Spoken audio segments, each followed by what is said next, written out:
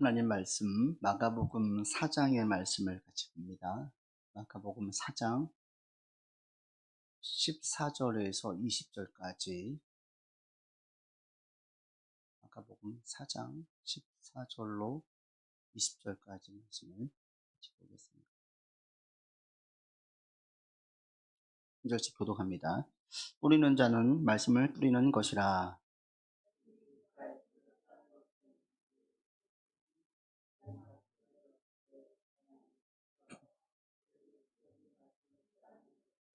또 이와 같이 돌밭에 뿌려졌다는 것은 이들을 가리킴이니 곧 말씀을 들을 때에 즉시 기쁨으로 받으나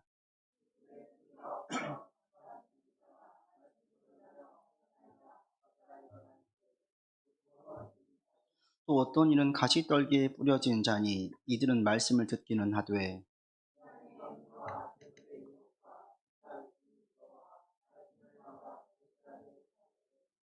같이 합니다. 좋은 땅에 뿌려졌다는 것은 곧 말씀을 듣고 받아 30배나 60배나 100배의 결실을. 아멘. 이 본문은 성경을 좀 아시는 분들은 많이 들어본 말씀이죠. 씨 뿌리는 비유, 공간 복음은 다 나와 있는 말씀이고요. 복음을 받아들일 때의 사람들의 마음이 어떠한지 밭을 비유로 해서 설명을 하고 있습니다. 이 말씀을 보시면 길가밭, 돌밭, 가시떨기, 옥토 이렇게 네 개의 마음밭으로 복음을 받아들인 사람들의 마음의 상태를 설명을 하고 있는데, 본문을 들어가기 전에 이 내용 각 밭들을 설명하기 전에 먼저 우리가 두 가지를 좀 염두에 두고 생각을 해볼 필요가 있습니다. 한 가지는 우리의 마음을 밭에 비유했다라는 거예요. 그리고 또 한 가지는 복음을 씨로 비유 들었다라는 거예요. 이게 큰 의미가 있겠죠. 그냥 쓰실 리가 없지요. 마음을 밭에 비유해 들었다는 것은 뭐겠습니까? 밭을 속성을 보시면 알 수 있는데, 밭이라는 것은 계속 관리하고 신경을 써야지 많은 결실을 거둘 수가 있지요. 가만 두면 절대 이 땅이 계속 옥토로 유지할 수가 없습니다. 가만 두면 다 황무지가 되지요. 농사할 수 없는 땅이 돼요. 이 밭이라는 것은 항상 유동적이어서 계속 관리하고 신경을 써줘야 돼요. 우리 마음이 그렇다라는 거예요. 우리 마음이 유동적이라는 거예요. 여러분 마음이 항상 같아요? 그런 사람 없습니다. 오늘 내가 은혜를 받았어요. 그 은혜가 계속 가요? 그런 사람은 없어요. 지금의 내 마음의 상태가 계속 가는 사람들은 없고 항상 마음이 왔다 갔다 해요. 이게 첫 번째예요. 그래서 우리의 마음에 대해서 이런 변화가 있음을 아시고, 그게 이제 예배를 드릴 때 같은 예배를 드리고 같은 자리에 참석했는데 어떤 분들은 은혜를 더 받기도 하고 어떤 분들은 은혜를 못 받아요. 또 같은 사람이 항상 매번 드리는 예배인데 어떤 경우에는 사모하고 열심히 찬양하고 은혜 가운데 있는데 어떤 경우에는 맹맹한 가운데 가요. 왜 그러겠습니까? 가장 큰 것은 자기 마음의 상태에 따라서 왔다 갔다 하는 거예요. 사람이라는 게 환란이 오고 힘들고 어려워지면, 곤고해지면 주님을 찾아요.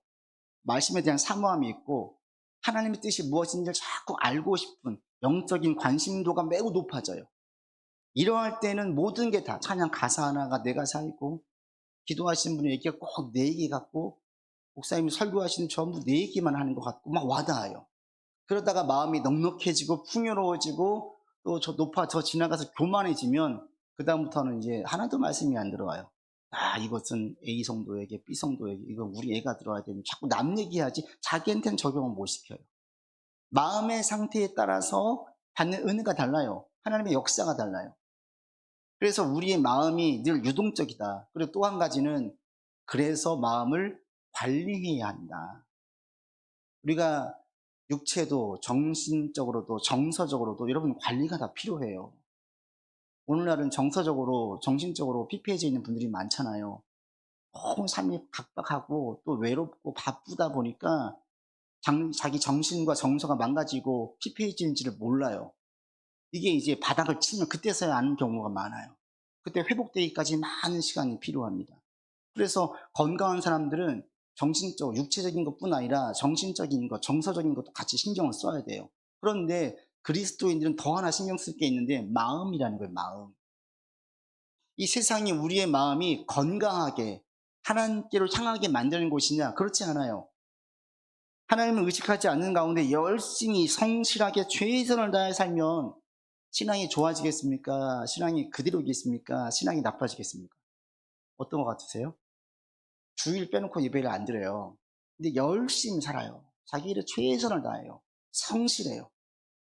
신앙이 좋아지겠습니까? 그대로이겠습니까? 나빠지겠습니까?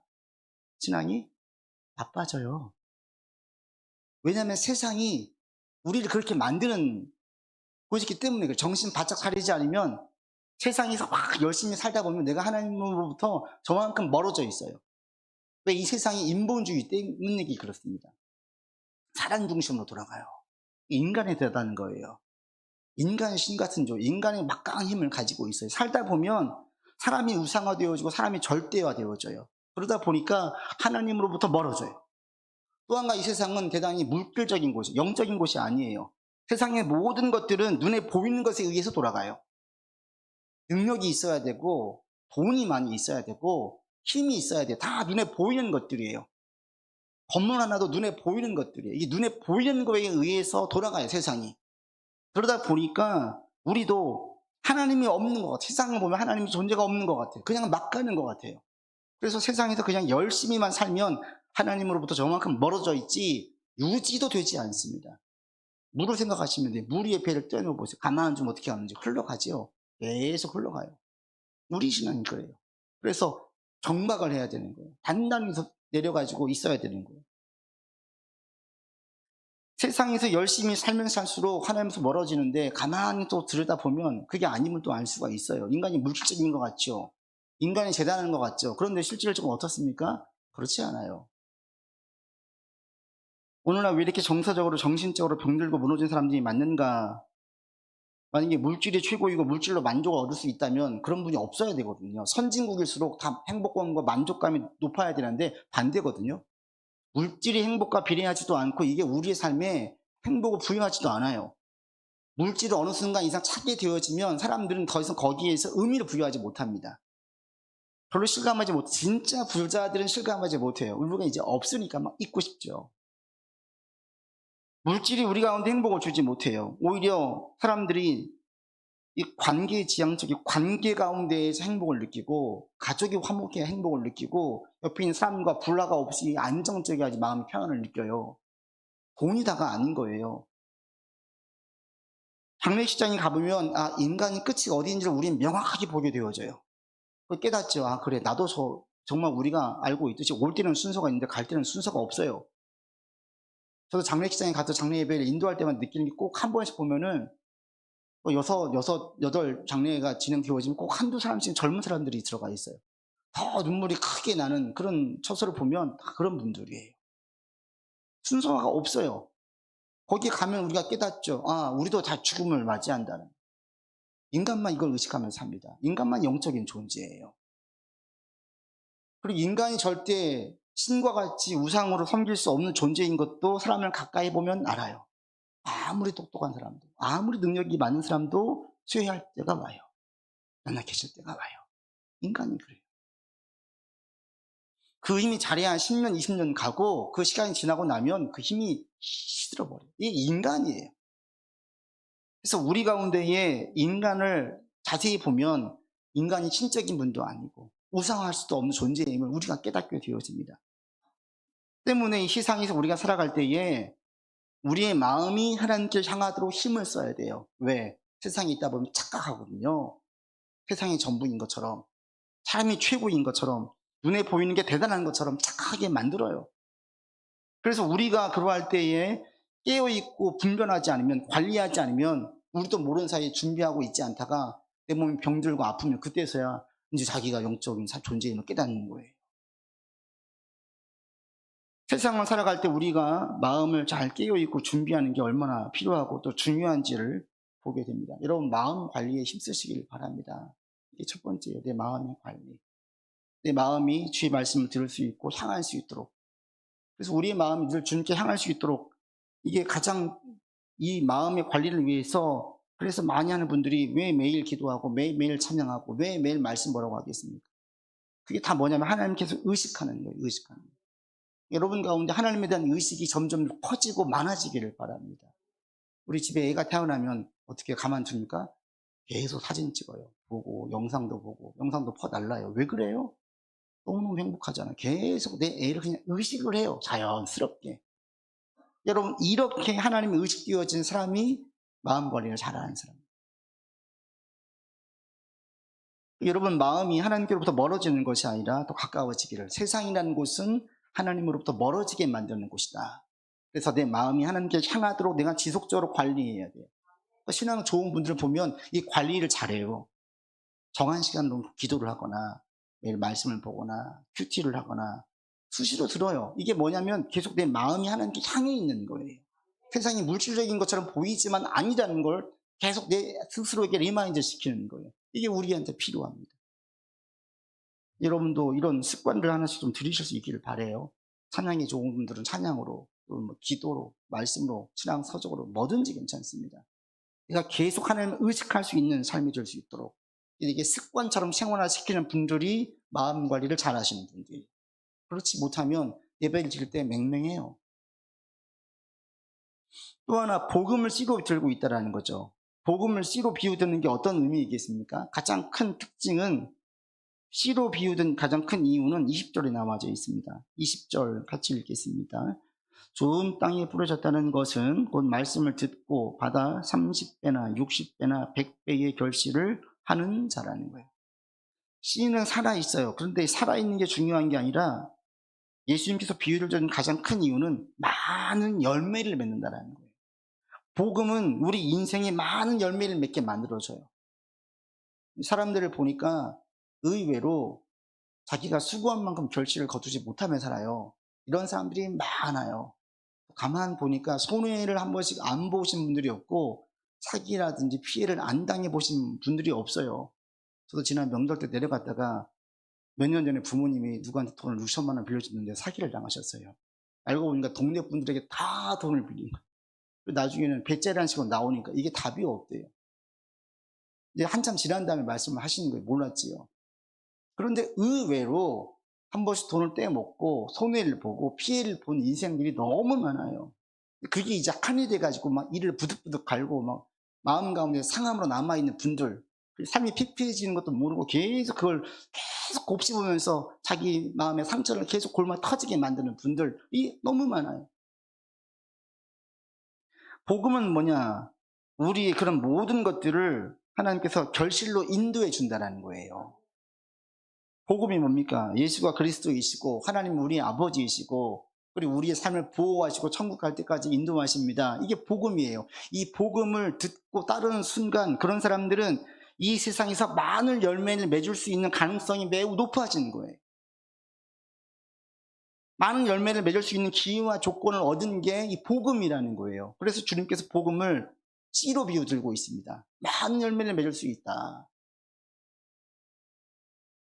그래서 복음을 들으면 인생에서 이 세상에서 결실을 거두는 방법을 알려줘요. 그리고 이 말씀을 따를 때에 결실을 맺게 해줘요. 이게 복음이에요.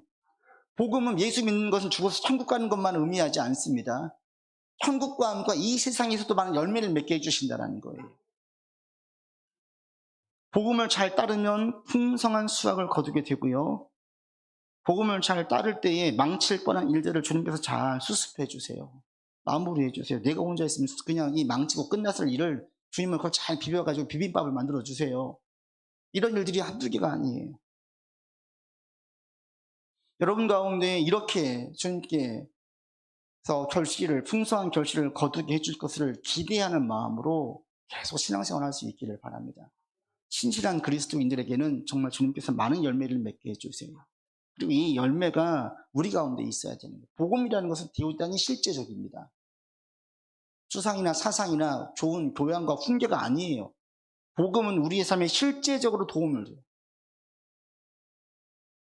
그래서 주님께서 비유를 들 때에 복음을 씨로 비유 들었어요. 여러분 가운데에도 많은 열매를 기대하면서 계속 기도 가운데 나아가십시오. 신세 한탄으로 끝나지 마시고 이것은 뭐냐면 자꾸 나를 보는 거예요. 그런데 우리는 눈을 들어서 주님을 바라봐야 되는 거예요.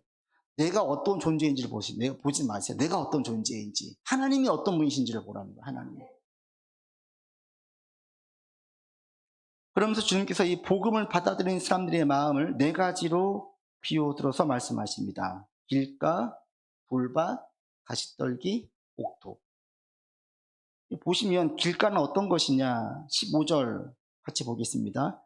말씀이 길가에 뿌려졌다는 것은 이들을 가리킴이니 곧 말씀을 들었을 때에 사탄이 즉시 와서 그들에게 뿌려진 말씀을 빼앗는 것이다. 이 복음에 대하여서 일단 복음을 듣지 않는 사람들은 대상이 아닙니다. 복음을 들었던 사람들, 복음을 들은 사람들에 대한 얘기예요. 길가밭은 어떤 사람이냐면 잠깐 듣고 그냥 나간 사람들, 이렇게 보시면 돼요. 교회에서 전도 집회를 해서 전도잔치를 했어요. 막 데리고 왔어요. 한 번만 와봐. 그러니까 지금 막 데리고 온 거예요. 한 번 왔어요. 끌려왔어요. 그냥 싫은데 억지로 막 끌려온 경우, 또는 강제로 내가 전도를 당했어. 안 듣고 싶은데 계속 얘기해서 복음을 들었어요. 그렇게 듣고 그냥 끝난 사람들, 이게 바로 길가밭이에요. 그 다음에 돌밭은 어떤 분이냐, 16절과 17절 같이 읽겠습니다. 또 이와 같이 돌밭에 뿌려졌다는 것은 이들을 가리킴이니 곧 말씀을 들을 때에 즉시 기쁨으로 받으나 그 속에 뿌리가 없어 잠깐 견디다가 말씀으로 인하여 환난이나 박해가 일어나는 때에는 돌밭과 가시떨기와 좋은 땅의 공통점이 있습니다. 이게 뭐냐면 신앙생활을 했던 사람들이에요. 길가는 신앙생활을 안 한 사람들, 돌밭부터는 신앙생활을 했던 사람들. 돌밭은 어떤 사람이냐면 신앙생활을 하다가 떠난 사람들. 제가 예전에 그 중고등부 때 교회 문화개방 이런 행사를 하잖아요. 그래서 우리가 팜플렛을 만들어가지고 뒤에다 스폰을 받는다고 그때 용감하게 아무도 모르는 동네 가게 그냥 아무 데나 들어가가지고 여기에다가 상호명 써줄 테니까 후원 좀 해주세요. 이렇게 막 다녔어요. 그 돈 가지고 우리가 행사 준비했었어요. 고등학교 때. 그럴 때 한 분이 인상 깊은 게 뭐냐면 우리를 보면서 흐뭇한 표정으로 또 아련한 표정으로 보시면서 하시는 말씀이 아유 나도 중고등학교 때 청년 때 저렇게 했었는데 이러시는 거예요. 물어서 지금은 어떠세요?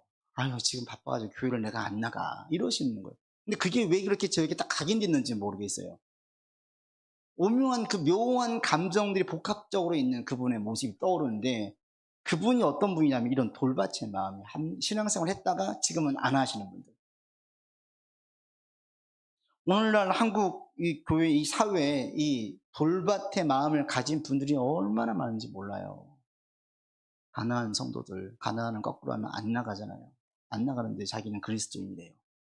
그런데 냉정하게 말해서 안 나가는데, 교회를 안 나가는데 신앙생활을 제대로 할 수 있습니까?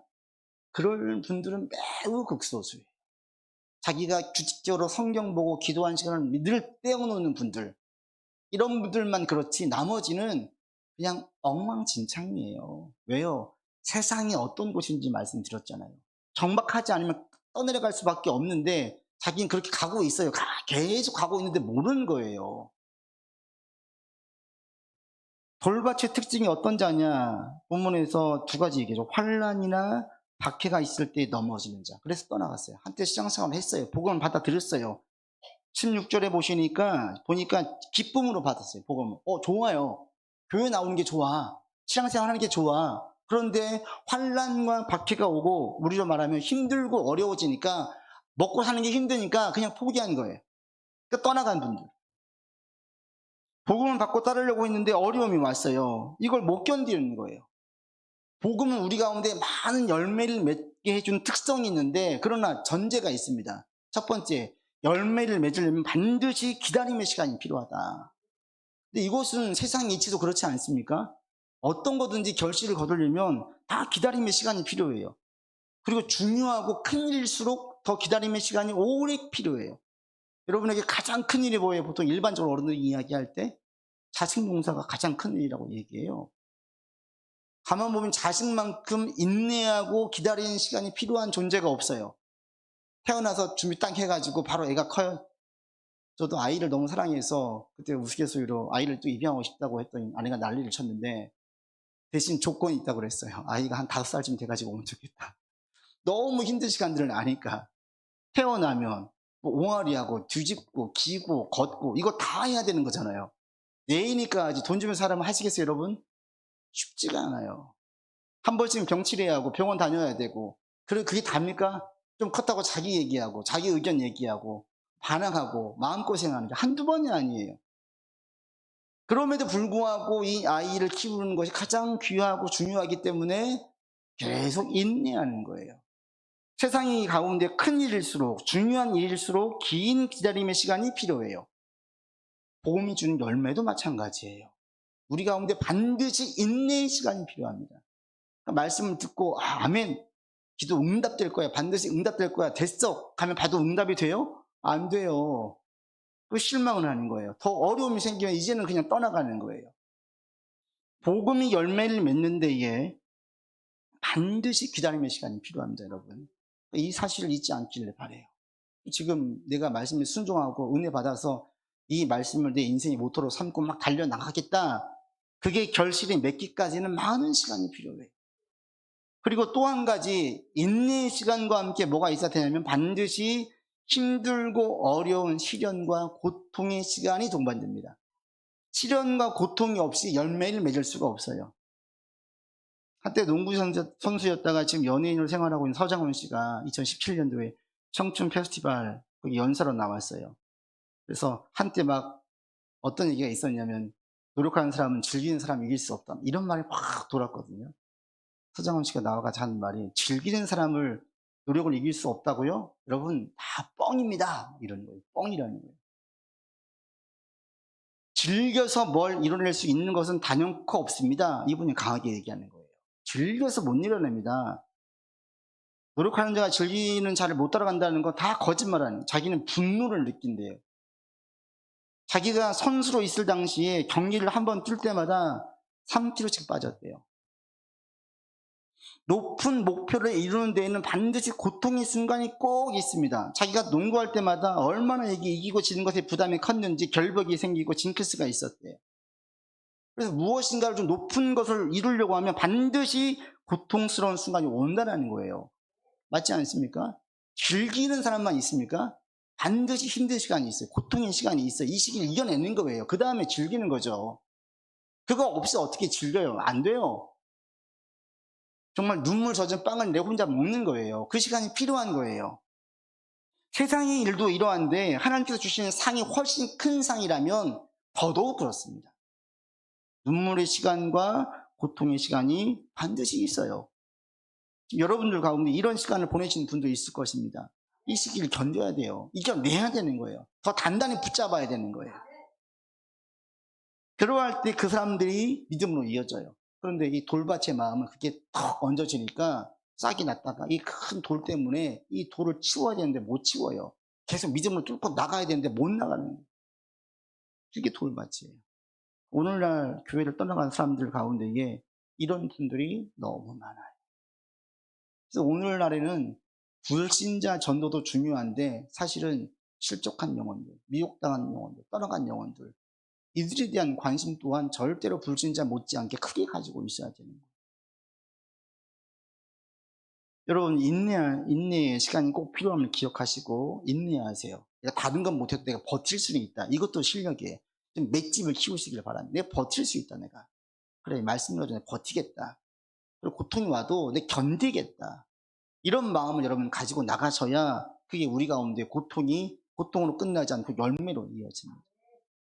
그 다음에 가시떨기는 어떤 밭이냐, 18절 19절 같이 봅시다. 또 어떤 이는 가시떨기에 뿌려진 자니 이들은 말씀을 듣기는 하되 세상의 염려와 재물의 유혹과 기타 욕심이 들어와. 이 가시떨기와 좋은 땅의 공통점이 뭐냐면 교회 안에 있는 사람들이에요. 돌밭은 교회 밖의 사람들, 교회 다녔다가 떠나간 사람들이고, 교회 안에 있는 사람들의 마음이 두 개로 나누어져요. 가시떨기와 옥토예요. 가시떨기는 어떤 사람이냐면 여기 있는 것처럼 세상의 염려, 재물의 유혹, 기타 욕심에 빠져 있어서 결실을 맺지를 못해요. 자랐어요. 자랐어요. 자랐는데 열매가 없어요. 더 자라야 되는데 못 자라고 있어요. 그대로 지금 죽진 않았어요. 자라지는 못한 거예요. 왜? 첫 번째로 염려 때문에 그래요. 염려. 여러분 염려가 가득한 사람들은 결실을 맺을 수가 없습니다. 염려가 왜 생겨요? 내가 인생의 주인이니까 염려가 생기는 거예요. 그냥 백지 상태로 살라는 얘기가 아니에요. 고민도 해요. 해결책도 찾아봐야 돼요. 대안도 생각을 해야 돼요. 그런데 이게 염려로 가지고 오지는 않는 거예요. 염려로 가지고 온다는 건 뭐냐면 내가 주인인 거예요. 여러분 애들을 보세요. 염려가 있어요? 정말 편하게 살지 않아요? 시키는 것만 해요. 얼마나 좋아요. 어제 딸아이가 저한테 아빠는 몇 살로 돌아가고 싶어요? 그래요 갑자기. 난 지금이 제일 좋은데 자기는 태어날 때로 돌아가고 싶대요. 왜? 그러면 아무 걱정이 없잖아요. 네가 무슨 걱정이 있는데 지도 걱정이 있대요. 이제 6학년 이제 중1 올라가는 애가 일 안 해도 된다라는 거예요. 할 일이 있대요. 근데 어떡하냐, 넌 앞으로 더 많아질 건데 일이. 제가 그랬어요. 지금 고민은 고민도 아니죠. 애들이 다 부모가 끌어안고 하잖아요. 애들은 잠잘 때 절대 고민하면서 근심 걱정하면 날밤 새우지 않아요. 엄마 어떻게 하고 그냥 자요. 왜 자요? 엄마 아빠가 다 해줄 거니까. 애들이 믿음이 좋은 거예요. 엄마 아빠에 대한 믿음이 있어요. 위임을 해요. 자기 할 일만 하고. 근데 우리는 믿음이 없는 거예요. 하나님을 못 믿어요. 이게 왜 그러냐면 늘 자기가 주도한 사람, 자기가 계획해서 인생을 끌어온 사람은 하나님께 넘기는 게 너무 어려워요. 내가 하는 게 편해. 하나님께 묻는 건 귀찮아. 불편해. 간섭이고 개입이에요. 차라리 내가 계획을 세우고 내 뜻대로 가면 시원하니까 좋겠는데 하나님께 넘기는 게 어려운 거예요. 그런 분들은. 그러니까 아무것도 없이 무일푼으로 시작하신 분들은 자기 주장과 자기 생각이 아주 강해요. 하나님께 넘기는 게 너무너무 힘들어요. 이게 불편해요. 차라리 내가 하라고 하면 하겠어. 그런데 넘기는 건 너무너무 힘들어해요. 엄밀히 말하면 왜 못 넘기냐면 내가 주인이니까 그래요. 내가 주인이니까. 하나님이 주인이신 분들은 내 할 일하고 넘겨요. 그래서 이런 분들 특성이 뭐냐면 고민하다가 잠은 잘 자요. 저도 한 번씩 염려를 해요. 못 자요. 그리고 나중에 깨우치죠. 밀어내가지고. 내가 그 문제를 끌어안고 있어요. 내가 해결할 수 있는 것도 아닌데도 불구하고. 여러분 이런 것들을 잘 분별할 수 있는 여러분들 되기를 바랍니다. 애들을 보면서 영적인 교훈을 얻으세요. 내가 애만도 못하구나. 애들은 연약하고 불완전한 나를 신처럼 믿고 막 맡기고 편안하게 생활하는데 진짜 신이신 전능하신 하나님께 나는 맡기지 못하고 위임하지 못하고 내가 계속 끌어안고 사는구나. 이게 우리가 왜 그러냐면 삶에 많은 문제들을 맡겼는데 해결 안 돼가지고 내가 전전긍긍해야 되니까 그래요. 이런 일이 많아지다 보니까 자꾸 내가 뭔가 해야 된다고 생각을 해요. 근데 여러분 자꾸 분별하세요. 내가 할 일이 있고 하나님께 넘길 일이 있어요. 그러할 때 염려는 우리에게 전혀 도움이 되지 않습니다. 어떤 문제를 고민하고 대안책을 찾고 그래서 해결책을 모색하는 것은 필요해요. 거기까지만 하면 돼요. 그 다음에 끌어안지 말라는 거예요. 그래서 염려가 있는 분들은 열매를 못 맺어요. 왜? 하나님이 주인이 아니라 결정적일 때 자기가 주인이니까. 역사하시려고 하나님께 맡기고 순종해야 되는데 마지막에 못 맡겨요. 순종을 못해요. 마지막에. 그래서 열매가 없는 거예요. 그 다음에 또 하나 열매를 못 맺는 것이 뭐냐? 재물의 유혹이래요. 재물의 유혹. 오늘날 우리 한국 교회에 다니고 있는 교인들 가운데 많이 열매를 못 맺는 것 중에 가장 큰 게 제가 볼 때 이게 아닐까요? 우리나라의 부자 신드롬. 요즘 애들 보세요. 예전에는 어린 아이들이 꿈이 뭐야? 노벨상 받는 게 꿈이래요. 지금 애들은 뭐예요? 연예인이 꿈이고 직업이 중요하지 않아요. 첫 번째가 뭐예요? 돈 많이 버는 게 직업이에요. 그 직장은 선호해요. 왜 그래요? 예전에는 사회의 가치가 돈이 최고가 아니었어요. 졸부도 있었어요. 지금은 졸부가 어디가 있어요? 전부 다 그냥 다 가치 있고 귀한 분. 어떻게든지 수단 방법 가리지 말고 돈 벌면 괜찮은 거예요. 위세 떨 수 있어요. 예전에는 인정하지 않았어요. 돈보다 더 중요한 가치가 있음을 사회 전반적으로 이게 팽배해 있어가지고 그냥 사회 속에 사는 아이들은 자연스럽게 큰 부자 되는 게 꿈이 아니라 노벨상 받는 게 꿈이었어요. 세상의 국가를 알리고 뭔가 이로운 일을 하는 게. 지금의 아이들은요. 이 나라 가운데 온통 돈이 전부 도배되어 있다 보니까 가만두면 아이들 가운데 뭐가 가득 차 있어요? 큰 돈 버는 게 가득 차 있어요. 돈을 많은 게 죄가 아니에요. 뭐예요? 돈을 사랑하는 게 이게 죄가 되는 거예요. 돈을 사랑하는 게 일만하게 뿌리가 된다 그래요. 돈을 사랑해서 돈이 내 인생의 전부인 사람. 자연스럽게 죄를 지을 수밖에 없어요. 많은 죄에 노출될 수밖에 없어요. 그래서 돈보다 중요한 게 있으면 계속 알려져야 되는데 세상의 가치가 그렇지 않은 거예요. 그래서 사람들이 열매를 못 맺어요. 돈 때문에. 전도서에 이런 말씀이 있습니다. 한 손에만 가득하고 평온함이 두 손에 가득하고 수고하여 바람을 잡으려는 것보다 낫다. 한 손에 가득해서 먹고 살 만큼 있으면 그 이 정도면 되지. 더 고생하고 더 수고하고 더 이래가지고 빨리빨리 돈을 더 모으자. 1억 모으자. 2억 모으자. 계속 애쓰는 거. 일단 희생 다 하자. 이런 사람들이 지혜로우냐? 아니라는 거예요. 두 손에 가득해가지고 수고하는 것보다 이것은 바람을 잡는 것과 같아요. 이게 의미 없다라는 거예요. 여러분 가운데에도 오직 내가 큰 부자 되어야지 이 생각이 가득 차 있지 않기를 바랍니다. 이게 우리로 하여금 신앙으로 멀어지게 만들어요. 돈은 필요하고 균형 있게 관리도 필요해요. 경영해야 돼요. 돈도 관리를 잘 해야 돼요. 없으면 너무 곤고해지고 힘들어요. 그러나 어느 정도 채워졌다고 생각이 되어지면 자족할 수 있는 데까지 가기를 바랍니다.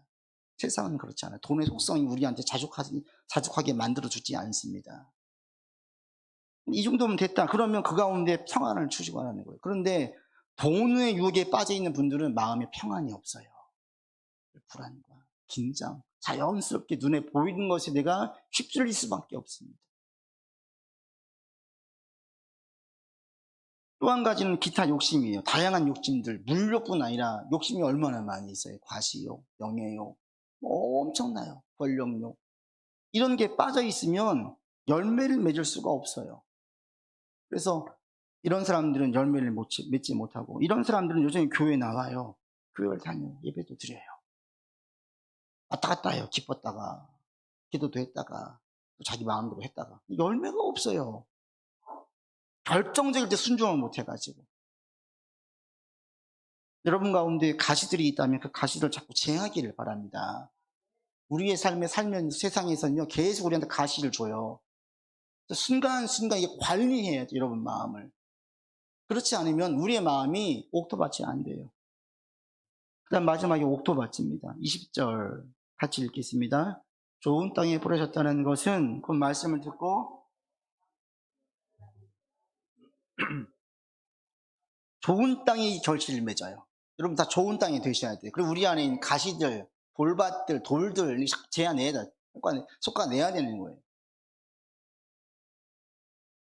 여기서 특징은 첫 번째가 좋은 땅에 100배로 열매를 맺는다고 말씀하시지 않고 30배, 60배, 100배로 차등을 얻다라는 거예요. 그냥 100배로 결실을 맺는다 하면 좋잖아요. 아니래요. 왜 그러겠습니까? 순종의 영역에 따라서 인내의 시간에 따라서 맺는 결실들이 다르기 때문에 그래요. 순종한 만큼 열매를 맺어요. 내가 아이를 키울 때에 말씀에 순종해서 아이를 키웠어요. 여기에 열매가 풍성합니다. 재정관리에 있어서 내가 하나님 말씀에 순종해서 내가 했어요. 여기에서 열매가 맺어집니다. 내가 어떤 일을 할 때 그 일을 할 때에 순종했어요. 거기에서 열매가 맺어집니다. 교회에서 사역을 맡았어요. 이걸 믿음으로 순종해서 말씀에 순종해서 나아가면 여기서 열매가 맺어집니다. 어떤 사람이 100배를 맺겠어요? 자기 삶의 모든 영역을 순종하는 사람들 100배를 맺는 거예요. 그런데 그렇지 못하면 순종한 만큼 열매를 맺는 거예요. 여러분들이 자꾸 열매를 맺어가기 위해서 순종해야 돼요. 하나님께 마음 관리해야 되는 거예요. 그럼 저는 순종을 다 못했는데 어떻게 합니까? 그래도 기쁜 게 뭐냐면 최소 몇 배를 맺는데요? 30배를 맺는데요. 여러분 투자해서 30배를 벌면 어떻게 되겠어요? 세상이 난리가 나지 않겠어요? 이보다 수지 맞는 장사가 없잖아요. 세속적인 것 같은데 세속적이지 않습니다. 이게 순종한 만큼 나아가면 거기에서 최소 30배로 60배로 100배로 몇 개 해주신대요. 최소가 30배예요. 여러분 한번 시도해 보십시오. 제발 말씀대로 좀.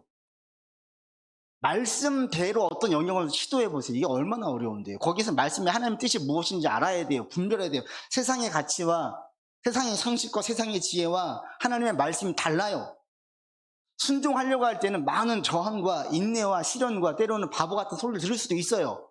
그런데 순종하면 반드시 역사가 있어요. 이런 간증들은 무지하게 많아요. 왜 그래요? 순종을 하다가 가시 앞에 턱 막히는 거예요. 이걸 잘라내야 되는데 못 잘라내요. 성령의 검으로 잘라내라는데 이게 칼질을 못해요. 낫지를 못해요. 그래서 그냥 두니까 이게 못 자라는 거예요. 여러분 하나씩 한번 순종해보세요. 하나씩. 하나를 순종하는 게 얼마나 어려운 줄 아십니까? 내가 이제부터 언어로 순종하겠다. 사람을 세우는 말, 살리는 말, 칭찬의 말을 하겠다. 해보십시오. 쉬운지. 하나를 내 걸로 만드는 데 얼마나 어려운. 그런데 내가 말만 잘해도 하나님 뜻대로 언어를만 써도 얼마나 많은 열매를 거두는데요. 여러분이 순종하는 것만큼 열매를 맺게 되어져 있어요. 내 개인의 삶에, 가정에서, 또 교회에서 하는 일들 가운데에서 어떤 부분에 있었던지 간에 순종을 하면 순종한 만큼 열매를 맺게 되어져 있어요. 저와 여러분 모두가 100배로 맺는 열매를 맺는 데까지 갈 수 있기를 바랍니다. 그러기 위해서 우리에게 제일 첫 번째 마음 관리를 잘 하셔야 돼요. 마음 관리. 근심거리들, 염려거리들 주님께 위임하는 자꾸 훈련. 내가 주인 되지 말고 주님께 맡기고 나는 거기에서 내 할 일 하는. 그리고 마음 관리 잘하기 위해서 좋은 습관을 꼭 들일 수 있는 여러분들 되기를 바랍니다. 매일 찬양을 듣든지 기도 시간을 따로 떼어놓고 하든지 성경을 보든지 신앙서적을 주기적으로 읽든지 내 마음 내가 계속 하나님 의식할 수 있도록. 또 한 가지 우리 가운데 반드시 고통과 기다림의 시간이 있음을 여러분 기억하십시오. 이거 없이 열매 맺을 수가 없구나. 이걸 잘 견뎌야 되겠다. 마음을 단단히 먹고 저와 여러분 모두가 목토밭 되어서 30배로 60배로 100배로 열심히 맺어가는 삶이 되기를 바랍니다. 아버지 하나님, 우리가 복음에 좋은 땅으로 반응하기를 원합니다. 이 시간 우리의 삶에 있었던 힘들고 어려웠던 것들 주님께 맡기고 낙심하지 않고 다시 한번 마음에 힘을 얻고 담력을 얻으면서 나가게 하여 주시옵소서.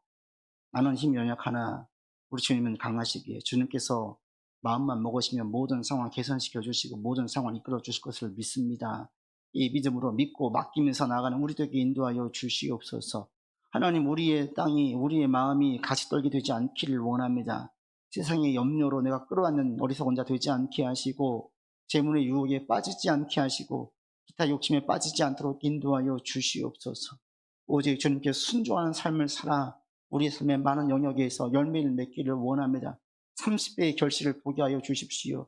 60배의 결실을 보게 하여 주십시오.